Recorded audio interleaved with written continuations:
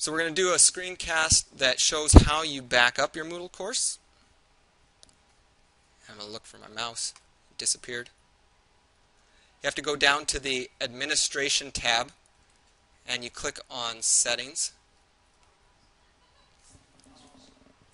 So on the left-hand side, you'll have an Administration tab that basically never goes away. I think you could probably move it over to the right-hand side if you wanted to, but that's about all you can do. You can hide it. You might, but I don't think you can ever really fully sort of delete it. So this is my site. I'm going to scroll down.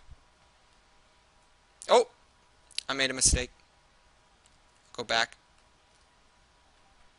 Some tutorial this will be.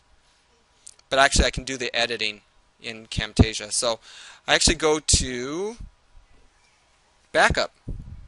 Wouldn't that make sense? So I click on Backup. And I'm not going to get into all of the choices that you have, only that you can choose to port over all of your user data. So if you have a lot of content that students have put in there and you want to back that up too, you can. But if you want to do a backup that sort of cleans your course so that their data isn't there, so you do kind of like two backups. One is all of their content so that I have the record or a way to get back to it, and then one that sort of wipes the course clean. And be careful with this, but just know that that's an option. So I'm going to do one that's just a backup of everything, because better safe than sorry. I'm just going to go down here, and I'm not going to get into too much of all of these different options. Just know that you might want to, the little question marks, if you click on those, it'll pop up a dialog box, and there are question marks all over Moodle that just give you support and help. What is this? What does it mean by that option? And that will always, quick help is available on Moodle. So it says this is what you're going to back up. These are all the things that you said you wanted. I'm going to click Continue. It's going to create it as a zip file. And there's a restore under backup. It also said restore. And that would be how you would restore your course.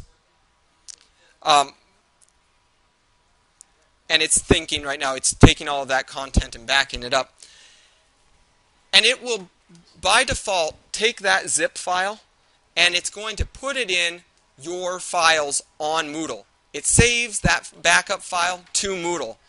The problem is if your Moodle gets deleted, so did your backup. So because it's not, it's going to take a little while for this backup to go. Oh, no, it says it's done successfully, so we'll just keep going along. Hit Continue. What you'll see up here is it says backup files. These are all the different course files that I have in my folders. I have a file now that was done on June 24th, 2010 at 11:30, just before we go to lunch. This is the zip file.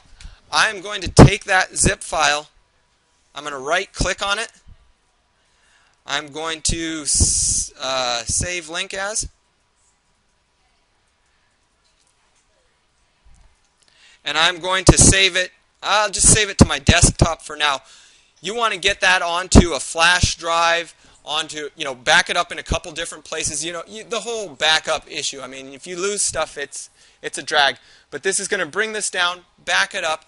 If they have a fire and melt everything down and all the different horrible things that could happen, my Moodle course is now safe. So that is a great thing to know about.